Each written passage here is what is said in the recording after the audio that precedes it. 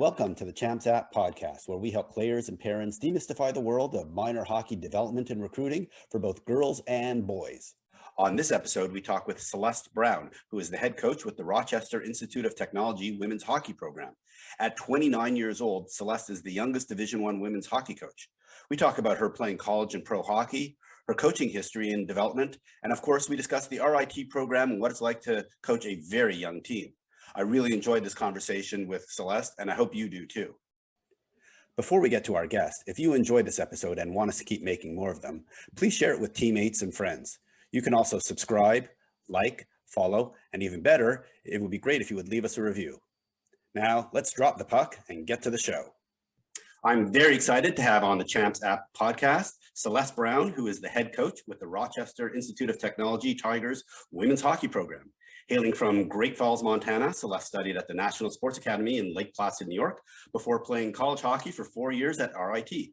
During her time as a Tiger, she won a Division III championship before her team transitioned to D1, and then she won 2 CHA conference championships. After college, she went on to play professionally in the NWHL with the New York Riveters and Connecticut Whale. In parallel, she started her coaching career with assistant roles at Manhattanville and Connecticut College, before taking a D1 assistant role with the Penn State Lions. In 2020, she returned to her alma mater to become the youngest head coach in D1 women's hockey. Welcome to the podcast, Celeste. Hello, thank you for having me. Hey, so awesome to have you on the podcast. Why don't we start out, like we do all our guests, telling us a little bit about your hockey history and how you started becoming such a great hockey player. Yeah, sure. Well, I'll tell you this, I'm so lucky to be a hockey player because it's the greatest sport on earth. So if you're listening, you know what I'm talking about. Hockey for me, as you said, I'm from Great Falls, Montana, so I'm not from any sort of hockey hotbed. You know, people usually look at me like, hockey in Montana? Like, what? Like, they don't know what's going on out there in general, let alone that there's hockey. So kind of a little bit of the stars aligned and started playing. So I started playing when I was 5. There was a junior boys team that was local playing in Great Falls, and my dad would just bring me to the games. And one day I got a pair of rollerblades and he was like, hey, do you want to play hockey? And I was like, yeah, I want to play hockey. And then from there, it just sort of took off. I grew up playing boys hockey from the age of 5 all the way through my second year of midget, which is a long time. And we, you know, being so close to the Canadian border, like played up in Alberta, like a substantial amount. And really, really fortunate just to have a group of guys and there was girls on the team too that I played with for that whole time. You know, about probably around 14, I started sort of playing with some girls teams, like a local state team, and then a little bit of a tournament team out of Arizona, which is kind of goofy when you think about it, but that's how it worked back then. And then, like you said, I found my way to the National Sports Academy, which unfortunately no longer exists, but on the similar scale of a NAHA or a Celeste Academy, sports-driven school. And that I went there for a junior, senior, and postgraduate year. And Can I ask you some questions still about your time in Great Falls? Sure. So you know, what was the key to your development, you know, before you went to the National Sports Academy, right? Like, did you have siblings who also played? Was it, you know, the boys that were pushing you to be so good? Was it your dad spending time with you? What was it that made you such a good hockey player at such a young age, you know, in basically a low density girls hockey, you know, territory? Yeah, I mean, Ray, that's a good question. Nobody in my family plays hockey. Like, my parents had no idea what they were doing, and they'll say that to this day. They're like, we didn't know what we were doing. Like, we just knew that you loved this game. And when I think back to it, I just go back to this group of people. I think for youth players, like, you need to be in a space where you love coming to the rink every day. I wasn't on a team until probably when I started playing midget boys where there was any sort of shortened bench. And I understand that happens now, but at the same time, it was like, all right, the next line's up. And we were still able to win games that way. We played in a competitive league up in Alberta, actually, where we had a home rink, and we won it like a couple of years in a row. And so a little bit of that, just being exposed and put in situations. And then also I think it's just like we didn't have paid coaches. They were 4 dads, and they just were, I mean, I think it's really important for girls. If you're playing on a boys team, they were accepting, and they didn't look at me any differently. They didn't look at my, teammates that were also girls any differently. It was like, go play. I never had any like skill. It's goofy. I never had any like skill development in terms of like stick handling or extra power skating or extra skills. It was literally fun and play for me for a really long time, and that's what kept me coming back. And so when we were playing, and this is a little crazy looking back at it now, when we were playing like, a high number of games in Adam and Pee Wee, going up to Canada every weekend, it was still fun for me. It wasn't a grind. It wasn't a grind for anyone on the team. And I think that's a really, really important thing. I also, chalk it up to like I played other sports all the way until at least 10 years old. I played, 4 seasons of sports. And Which additional sports were you playing? I played soccer, softball, golf. I ran cross country one time. I played some tennis. I played some basketball randomly. It was like just sports, and played in the neighborhood, all sorts of, chase and tag. And I think it makes a difference in that I didn't play hockey all year round. And I sort of believe in that still, like be an athlete. When I mean recruit now, I'm talking like I want the best athletes head to toe, because it makes a difference in their ability to develop as a player. But yeah, I don't have like a specific answer for you. It was fun for me, and just exposure to playing time, really. Gotcha. And I did look up Great Falls, Montana on the map yesterday. It looked like the closest NHL team was in Calgary, which is about 300 to 350 miles away. Am I correct in that? You're right. That was my first NHL game, was in Calgary. But that's our closest team. I think so. There's some Calgary Flames, but a lot of people from Great Falls are Avalanche fans, which I am not. So yeah, but Calgary is the closest. Gotcha. If I remember correctly, I think you might be a Red Wings fan. Is that right? The Wings. That's right. Okay. All right.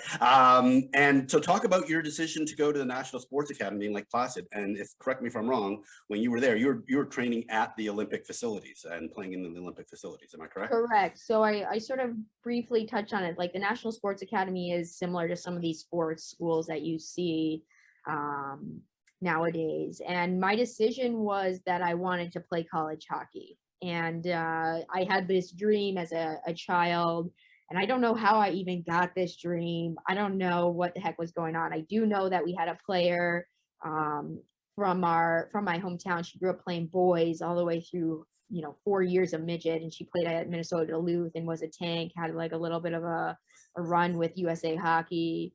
And so I think that's probably how I got it in my brain. So I knew I needed to leave home if I wanted to make it happen.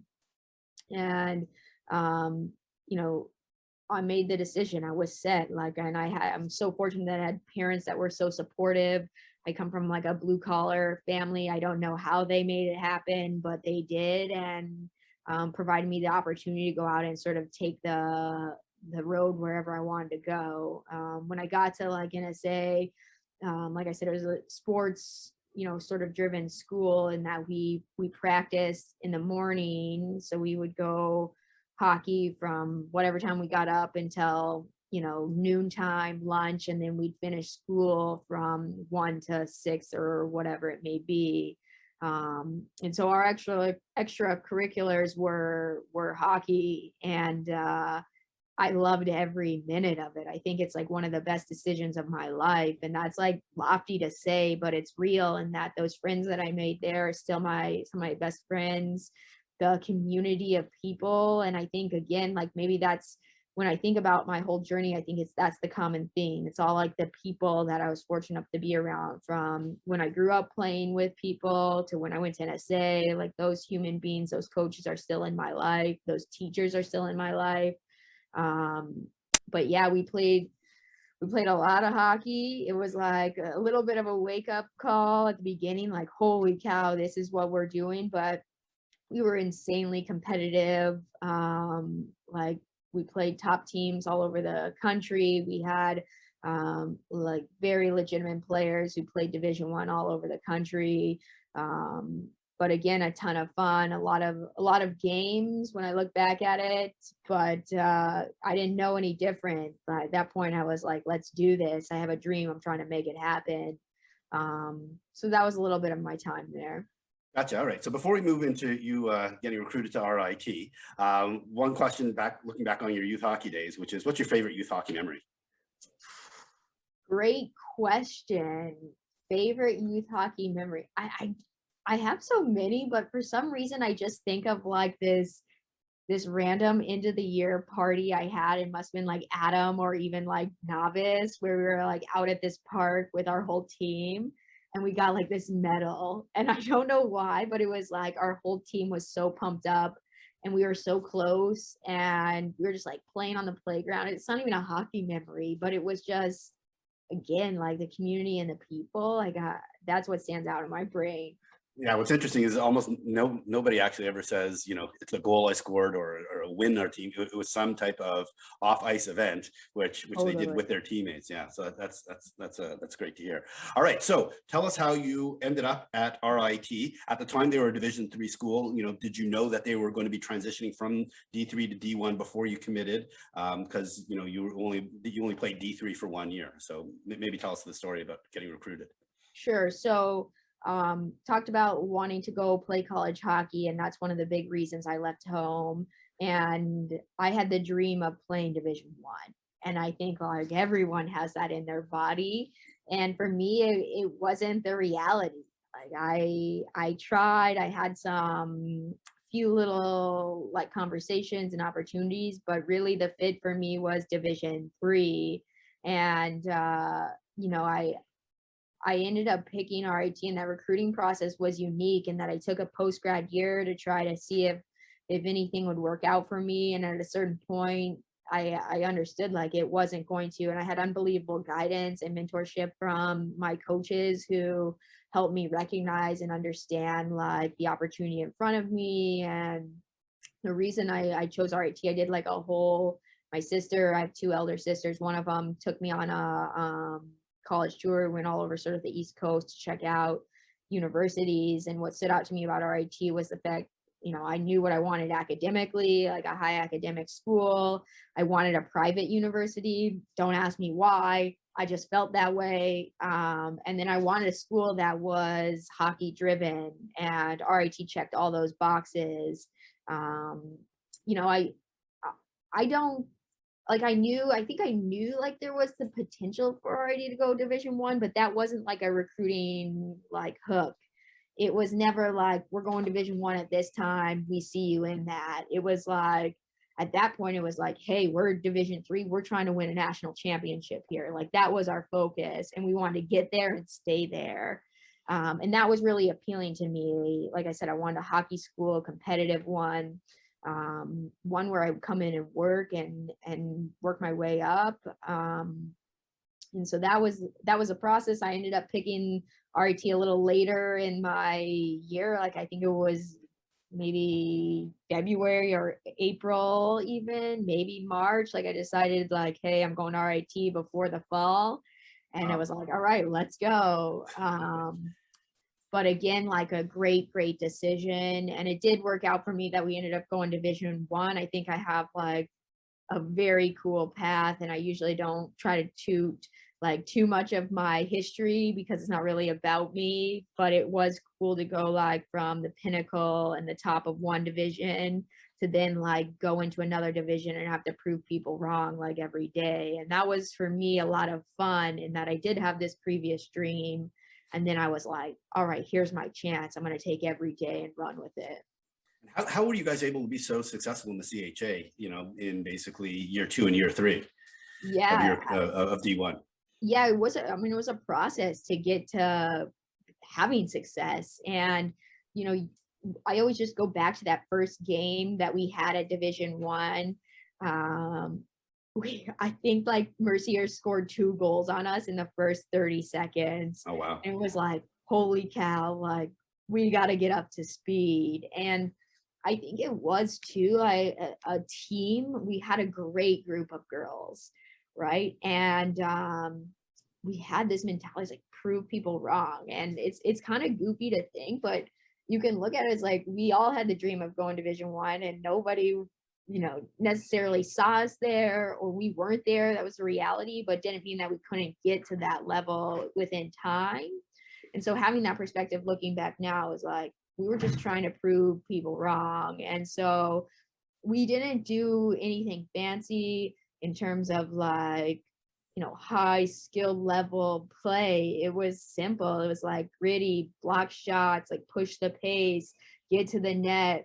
We did know that whenever anyone was going to play us, no matter what level team you were going to get a dogfight. And that's the mentality and the identity that we owned.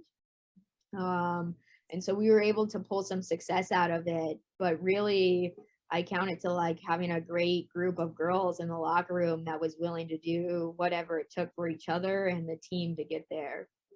Gotcha. And you graduated, you got a degree in sociology and anthropology, if I got that right. And then you decided to kind of try out professional hockey for a couple of years and also start your coaching career. How did that work, and why were you trying to do both at the same time? Yeah, I mean, I knew, Ray, that I wanted to play hockey after college. I was just not ready to throw in the towel. I was like doing anything I could to play. And for me, it was getting a little difficult to try to go to overseas. Like I felt like I couldn't get any leads, or, the spots are very limited. And the reality was like, I wasn't any sort of super stud, so it was like selective. And then the NWHL sort of came up, and what a great opportunity. They were looking for 4 teams worth of girls, and I worked like insanely hard all spring to try out and find a spot, and it worked out. And so I started playing in New York. It was an unbelievable opportunity. I played with great players from all sorts of different teams, leaders on those teams, and actually had a coach who was the first time to women's hockey, but he was amazing. He treated us like professionals. That's exactly what we wanted. He communicated, and learned a ton from him that I still carry today, even though in a brief year. And then I did start volunteering at Manhattanville during that year, knowing like, hey, I think I want to try this coaching thing out. I didn't always know I wanted to be a coach, but I knew like the game was important to me and had given me so much that's the opportunity I wanted to try to give to other young women.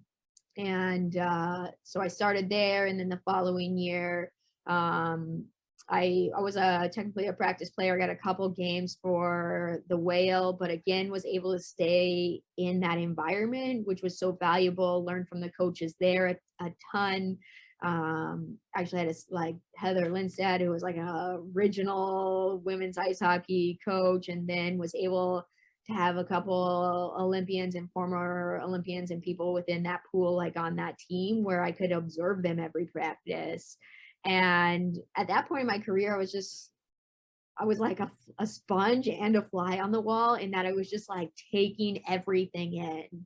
So I remember just watching, like we had a skills session, watching Kelly Stack, like doing some skills. And I'm just like observing how she does every rep, and how these other players, who are on my team, like a Kelly Babstock, like goes hard every rep in practice, and like was able to take that and put in my tool belt for like going down the road. And then that year at where I played for the Whale, I also was really, really fortunate to like be an assistant coach at Connecticut College with Kristen Steele. And the woman is a seasoned vet. She like threw me right into the water and was like, go, but also like provided me unbelievable guidance along the way. So again, a great opportunity. Can I ask you a question about Kristen Steele? So yeah. I don't know Kristen, but I saw her all summer at 5 different events, USA Hockey events, showcases, tournaments, etc. I mean, she is a like out there looking and scouting players nonstop from, because she was by far the one coach I noticed every time I went somewhere. So what did you learn about recruiting from her? I know I'm getting a little bit off track in terms of one of the things I want to talk about, but you brought up Kristen. So what did you learn from recruiting from her? Because she is pretty committed to the recruiting process.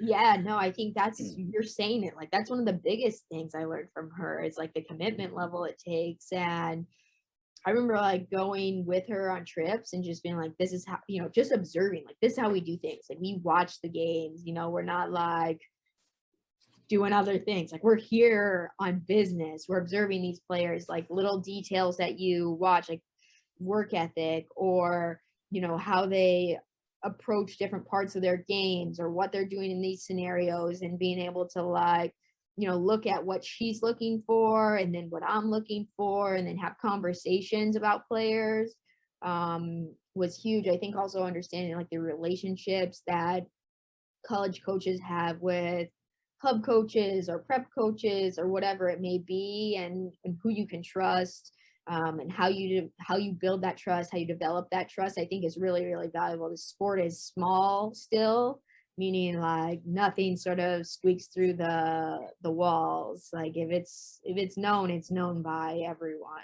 Yeah, she knows everybody, because the one thing I remember with her is she was sitting next to Katie LaChapelle at one of these showcases, and then I went back and did the math, and I go, okay, well, yeah, they played together at Providence, so they know each other. Like everybody knows everybody from some type of either playing days or coaching days. So looking back on your playing days, who was your favorite coach and why?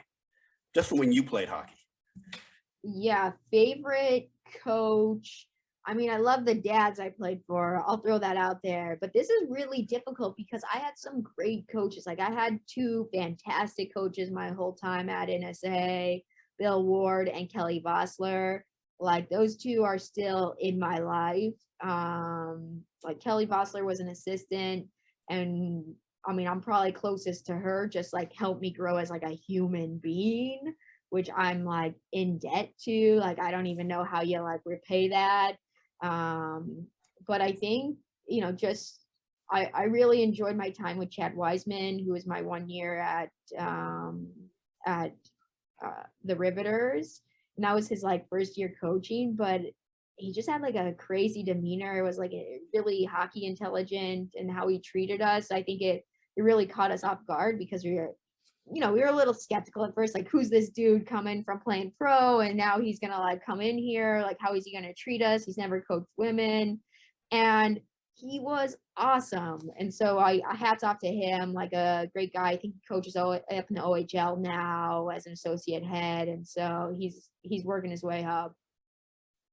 Gotcha. All right. And then you moved from D3 to D1, and you were an assistant coach at Penn State with one of our previous guests, Allison Coomey, and also with Jeff Campersall. So how did that happen, that transition? And what was your experience like at Penn State?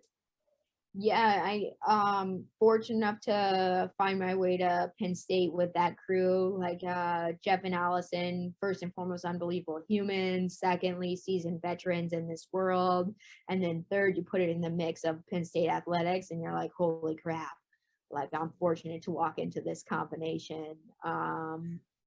So that time there was amazing. I learned an insane amount about like process and like basic like rebuild, restructure, and went through it with veterans who they just like were calm and pushed through and understood like, hey, these are the situations in front of us daily, like we need to assess them and then go to the next day. So again, like I mean, hold them both in such high regard. From all different angles, but it was a lot of fun to be there, to experience that big sports environment. Like they're cooking now, so hats off to them. Like Penn State's a great team and on the continual up climb, but has gotten some national recognition as of lately. So pretty cool to see. But and now you compete against them in the CHA. Oh yeah, it's always it's always been fun to compete against them, even as a player here. And then on the flip side, when I was on their bench coaching, I was like, oh, let's go. It's just a fun environment. Gotcha. Okay, now let's move on to RIT. So your alma mater gave you a call and said, hey, we were looking for a head coach. Tell us the process of you going back to RIT. And then let's just talk about the school before we get into the hockey details. But Sure. so how did they approach you, or did you approach them about the head coaching role? Yeah, so they did a national search for the coach, and was fortunate enough to be in the mix. And then it happened. I don't know. Like, there's, of course, like, you can get into the weeds and all of that, but I think competed for the job, competed against some like tough people. And I know with the national search, there was a lot of, facilitating out there. But really, really excited to be back. I love this place unbiasedly. I try to express like why I love it. But yeah, that process, it was interesting, unique. I didn't know it was coming when it did. Like, I remember when I heard that it was open, I'm like, what? Okay, if I'm like actually thinking about this, I got to evaluate where I'm at, like what I'm doing, because really, I don't think I would have left Penn State for anything. It was an unbelievable space. I felt comfortable there, and that, my role was developing. I was working with great people. You have unbelievable resources, around the up in terms of like your program. So there was a lot of facilitating on my end too. Like, is this the right move? Is it a place I want to be, et cetera, et cetera. So that's sort of the process. Gotcha. Okay, so let's talk about RIT. It's in Rochester, New York. You have roughly 20,000 students, which is a fairly decent sized university. Now you have Institute of Technology in the name of the school. So most people probably think it's a very engineering oriented school. But what I see is a lot of your players are actually studying like biosciences or business, or you studied, sociology and anthropology. Maybe just talk about the fields of study that players are usually interested in when they come to RIT. Sure. So first and foremost, RIT, Rochester Institute of Technology, you're right. It has Institute of Technology in there, but this school is so much more than that. Like, we have 9 different colleges. And you're right. Like, we do have, I think, 20,000, but I think undergrad is a little bit lower than that. With graduate students, it goes up to around 20. But ultimately, I think it sits between, large size and small size schools, in that you still have smaller class sizes because you have these 9 different colleges. And so you get this intimate setting, but because you have like the bigger number of enrollment, you get the opportunity that some of these bigger universities have in terms of academics. So really, I mean, RIT has been doing this since I've been here. They push like the realm in terms of majors and opportunities. So like the medical side of things is growing here, meaning we have a PA program. So you're right, we have biomedical students, we have physician assistants, but we also have like a lot of new age, economy majors. So it could be from cybersecurity to video game design, which is a lot of things that our world is transitioning to into this tech world. And so pretty much all our majors now are integrated with tech in some form or another. And so when you say has technology in the title, I'm like, spot on. Our whole world is technology now. It actually lines up. Like, you can't live a day without your technology, pretty much. Awesome. Okay, now let's move into the hockey side of things. Talk about the facilities. You have a relatively new rink, the Policini Center, if I got it right, and you also have another arena, I believe, on campus, Ritter. I'm not sure if you use it or not for the hockey programs, but maybe just talk about the facilities, not just the rink, but also the training facilities. Yeah, so we're really, really fortunate here to have an unbelievable arena, the Gene Policini Center. So you said it right, Ray. Nice work. And it's in the background of your video. Built in 2015. A great college hockey space, meaning I think it's one of the best rinks in the country. It's kept in pristine shape. If you walk in here, there's not a puck mark on the glass. I'm not even joking. They're very serious about it. And our rink is for just us, meaning women's and men's ice hockey. This is what it's built for. We have our weight room right here in the arena. You're not bouncing around campus. Just for hockey players, training room, whatever you need is inside this arena. So very cool. We do have another facility on campus, another ice rink, which is the Ritter, and a great little college hockey atmosphere. It always was, in that it would be packed with fans. And the reason I say packed, like, we still have an unbelievable fan base here at RIT, but our current rink's a little bit bigger. That one was an old barn. The seats are like above the glass, staring down over, didn't fit a lot of people. So it was literally like you might be standing 4 people deep to even, catch a piece of glass. And I believe, if I saw the box score correctly, I believe this past weekend when you played Union, you had at least 1,200 people in attendance for your game. So pretty good in a COVID year to get that many people out in one of your early season games. Yeah, we had an unbelievable fan base one night. I think we have a great band that was packed, student section, community members. It's like RIT is a hockey school. It's our only Division I sports. Like, people come here because they hear about the environment it is to like go with your peers to the game. So again, really, really fortunate, but the fans make the environment here at RIT. Gotcha. Okay, so as we mentioned earlier, you play in the CHA. Back when you played, you won a couple of championships. Now, used to have 6 teams in the division, but RMU obviously not playing this season. So how has the schedule been adjusted for the CHA with only 5 teams?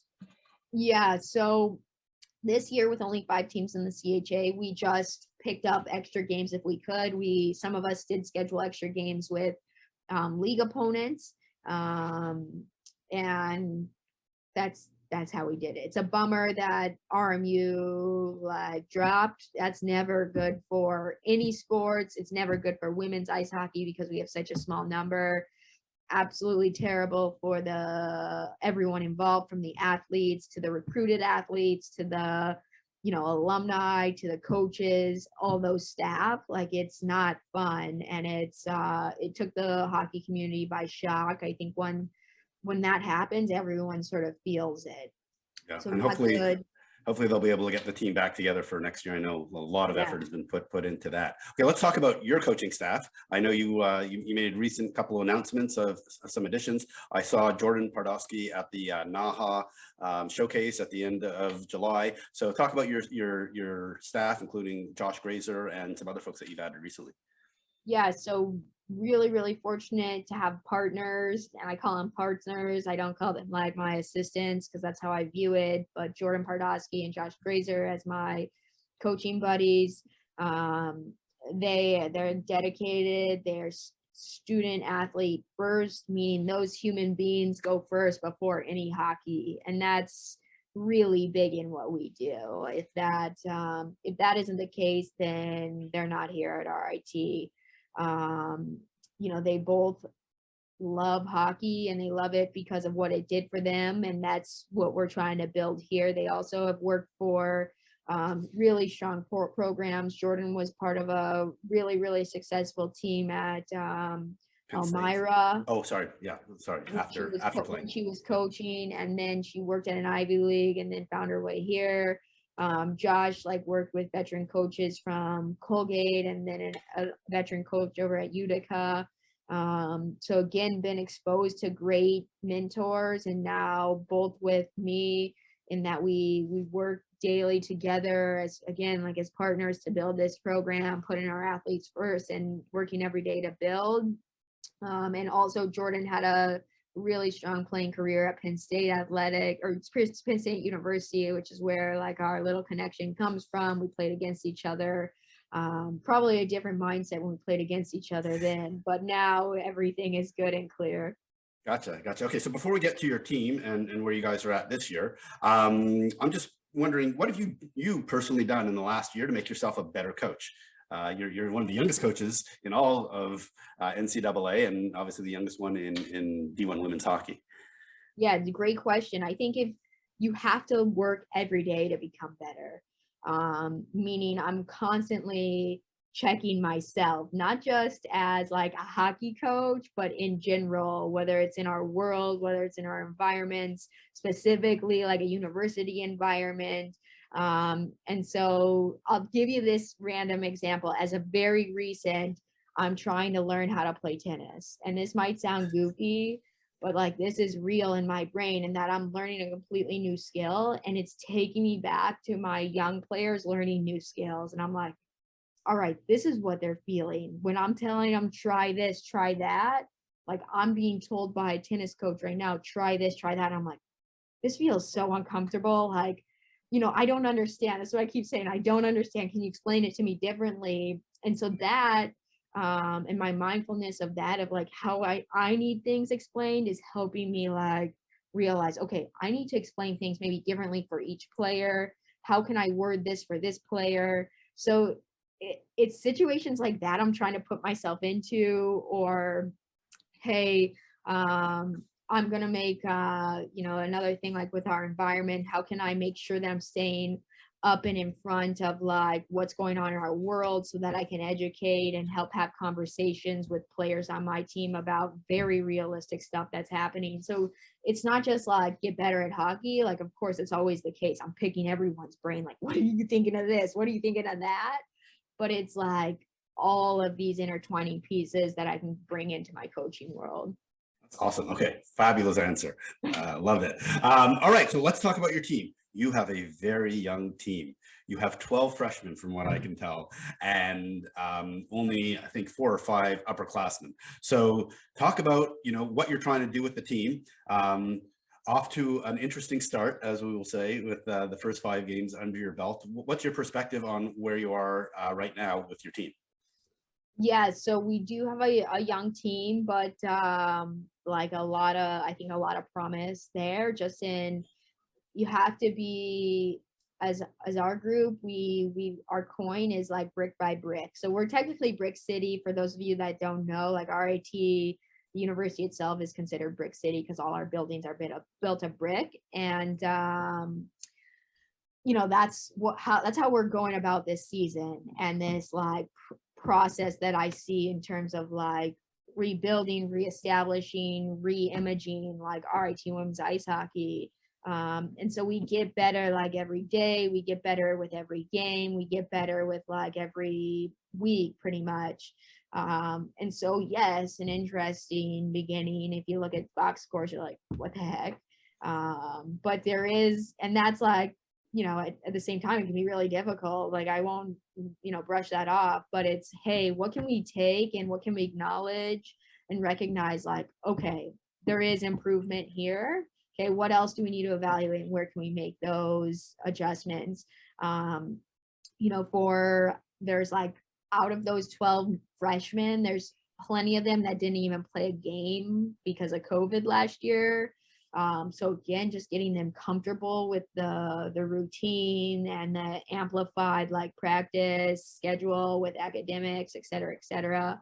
I think the continual like check-in of mindfulness of our players and where we're going and how we're going to get there is really, really important for us. Meaning, okay, not the result we wanted, but what can we take out of it? Both from like an honest perspective, like where can we just improve and recognize like, hey, we need to just do better there, and then where from a really positive, like, okay, we're building their perspective. So yeah, I'm being positive in that. I think we're gonna get better and better and better, and that's the goal. But I also think like what a great opportunity to play some like Colgate, a top program in the country. And again, the result isn't ideal, but for our young players to experience that so early on in their career, they're like, holy cow, like this is what it means to be at that level. I mean, is there any other way to learn like another language other than be immersed right into it? I don't think so. Yeah, no, I actually watched that first game on demand between you guys and Colgate, and I saw the first goal of the game where you guys stole the puck and ripped it in nice and easily. But for pretty much you were being outshot just like many of your games, and you're kind of chasing the puck. But there were moments of like, wow, there's something there. Not it's not the entire 60 minutes, but there were moments here and there. So I'm curious, what's gone better than expected, and what's been more challenging than expected so far? Yeah, I mean, I think what's gone better than expected is just like their total like here, and them even looking at those scenarios and being like, okay, we're going to take this and go. Because I think sometimes those situations can be really difficult in that, I'm going to acknowledge this, like social media can be brutal. I don't have social media at all, but I know my players do. And I know that like that's a thing, and this pressure from the outside world on these like results, and then to be able to keep our locker room in check and be like, okay, this is how we're going to approach this. So that's gone better than expected. What's been difficult to sort of balance or to check is like how this team might be learning differently than teams in the past. And so how are we teaching them in unique ways that might have been different for other teams, meaning we've adjusted like our video schedule in that just wasn't working when we were doing video, the timing of the video. So we changed that up. And again, like just those minor adjustments of where can we do better and draw more in. Gotcha. Okay. Awesome. Well, let's move over into the recruiting side of things, because as you know, a lot of parents who and players who listen to this are very curious about the college recruiting process. I see that you only have 2 commitments announced for 2022 and no commitments yet for 2023, at least according to collegecommitments.com. I'm curious, what's your perspective on future commits? Because you have, I think, somewhere between 4 and 6 openings over the next couple of years, at least in terms of if your juniors and seniors all graduate and don't take an extra year. What's your perspective on where things are at with the recruiting process, and not necessarily RIT specific, but maybe more overall NCAA Division I? Sure. For recruiting, like we're excited. Like we have a good group committed for 2022, and those will be announced when they are like officially into school and all of that jazz. I think recruiting in general for the world is very, very interesting right now because of that COVID waiver you talked about, and like players taking their 5th years. So we do have like openings to fill, but how we look at it is like, okay, what are we losing? What do we need to bring in? What are we looking for? And that's like an evaluation period. And I think it's been unique for us because, Josh coming on a little bit later, we're trying to get him up to speed and get his perspective in. But again, just super, super excited. There's a lot of great players out there still. And so we're being, I'll be honest, we're being a little patient, but for us, it's more than just like the best player. You have to like fit top to bottom in everything we do. Great humans, great students, great athletes. Like that's our motto. And so the world is interesting. I encourage people to just approach the process with open minds and like just stay positive as possible, because I think there's a lot of programs and a lot of coaches who are like still evaluating what's sort of happening with the world. Gotcha. Okay. I got 3 more recruiting questions. Hopefully they're straightforward. So I'm assuming you, just like all the other schools, do some type of ranking and rating process for all the players. So what is that from, okay, you have your list, and I'm assuming it's by position, who you've ranked and rated. Like, what is that process from, okay, now we have our list, to here's where we're going to make an offer? How does it go from being, ranked number 1, 2, 3, or whatever it is, to this is the one we're going to make an offer to? Sure. So let's just say they're already ranked for us.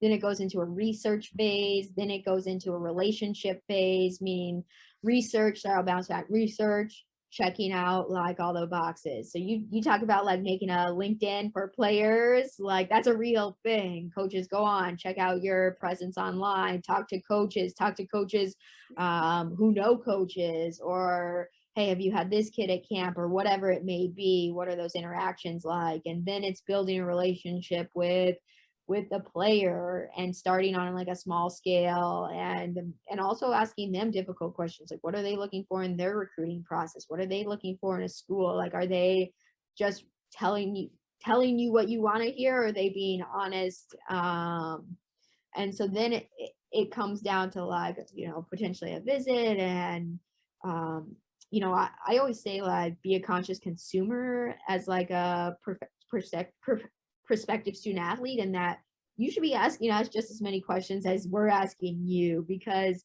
this is your home for 4 years, and that's really, really important to identify. So it's like a little bit of an interview on both sides, but also building this relationship. Like, hey, does this player click with me?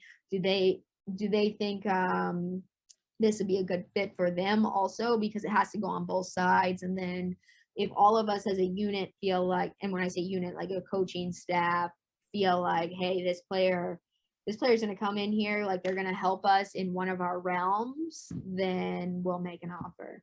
Gotcha. And do you make more offers than you actually get acceptance? Like, do you make offers knowing that, like, hey, we're gonna make 5 offers, but realistically we're only expecting 2 or 3 to accept? Or do you only make offers knowing you actually have a position, and so you don't really factor in the yield rate for how many people will actually accept? So my motto is like, if I offer you the spot, I'm offering you the spot. I'm not like going out and offering a million people, and if they accept, fantastic. And if not, then we reevaluate our list and go to the next person. Okay, so you go down the list afterwards. Yeah. Okay. Yeah. Gotcha. All right, cool. All right. So then my last recruiting question is, I keep getting a lot of parents wanting me to ask goalie questions. So what's your perspective on the situation goalies are in right now? Not just with you guys. I know you don't need a goalie according to the math that I did on your players for at least 2 years. So, what advice would you give to parents of like 2022 or 2023 goalies or actual goalies, given the huge backlog and the so few commits at that position? Yeah, again, like open-mindedness to goaltenders, in that you need to take I'll tell you this, from someone that was recruited Division 3 and wanted to go Division 1, like, be honest, like, do you want to play, or do you want to go somewhere and be like a third goaltender? And that might be like harsh, but it's real, in that the goalies are backlogged, and there's potential too for like post-grad years. That's open-mindedness. Like, how are you feeling about this? But I think, I think everyone's playing career is like around them playing ultimately. Like, did I play? Did I have a good time? And so that's important. Like, what do you want out of this role? Like, where do you want to take it? What's important to you? And then make your decision based on that. But again, like, all I got for you is open-mindedness, because it is a interesting world with the COVID waiver and the goalie position. There's not a lot of spots, just in general, let alone with this waiver. So best of luck to everyone. Awesome.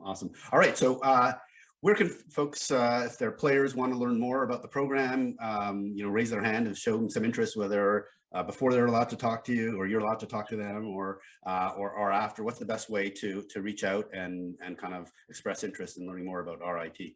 Yeah. Well, the World Wide Web, for those of us that know what that is. No, I'm joking. For all of our younger viewers, social media is the way to go. So check it out: Instagram, Twitter. I think YouTube is an unbelievable resource for RIT, meaning they have fantastic videos of what's going on this campus. And then of course our website, in terms of RIT women's ice hockey, like, get on that athletics website, and like I said, Instagram, et cetera. But cool resources out there. And again, be a conscious consumer. Like, if you got a question, Google it. Google's pretty powerful these days, and will tell you what you need to know, as long as you check your sources, which I'm sure we're learning in school too. Awesome. Well, Celeste, I want to thank you so much for coming on the podcast. This is great learning about RIT, learning about your background, and really hearing your coaching philosophy and how you think about your building the team, especially with such a young team. It'll be interesting to see where you go over the next couple of years with these players. So thank you so much. Thank you, Ray. I appreciate the time. I really want to thank Celeste for coming on the podcast. She shared some great stories about her playing days, how she thinks about the college recruiting process, and of course, her advice for potential recruits who will be graduating in the next couple of years. And remember, if you got something out of today's episode, we'd really appreciate it if you'd like, follow, subscribe, and even better, if you could leave us a review, so we can keep sharing this important hockey information with folks just like you.